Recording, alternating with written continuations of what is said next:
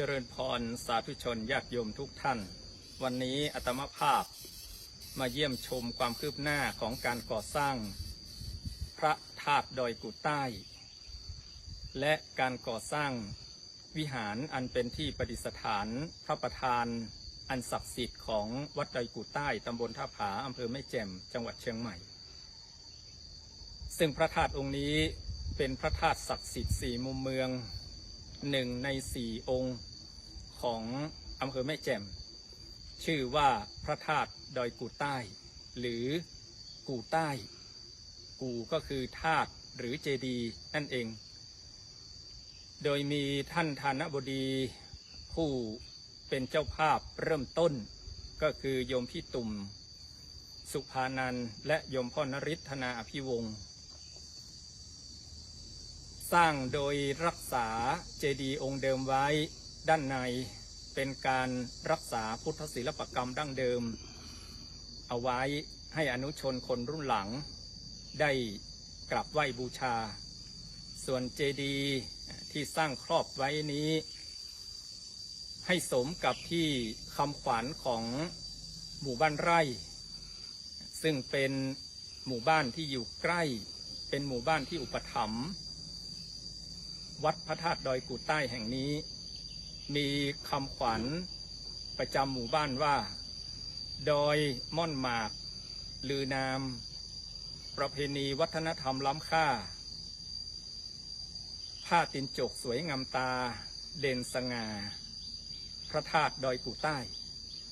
หมู่บ้านไร่ได้รับการคัดเลือกจากคณะสงฆ์และส่วนราชการจังหวัดเชียงใหม่ให้เป็นหมู่บ้านรักษาศีล 5ดินเด่นประจำปี 2568 คณะกรรมการส่วนของหนเหนือจะมาตรวจเยี่ยมในเดือนสิงหาคม 2568 นี้ก็พอดีกับการก่อสร้างพระธาตุดอยกุดใต้แห่งนี้ก็คงจะใกล้สำเร็จเสร็จสิ้นสาธุชนญาติโยมทั้งหลายพระให้ธรรมโยมให้ทานโยมให้ทานพระให้ธรรมศาสนาพุทธของเราจึงยืนยงมาได้ 2,500 ปีต่างคนต่างให้ต่างได้ความสุขในสมัยครั้งพุทธกาลนั้นการก่อสร้างเสนาสนะในวัดเป็นหน้าที่ของอุบาสกอุบาสิกาเป็นหลัก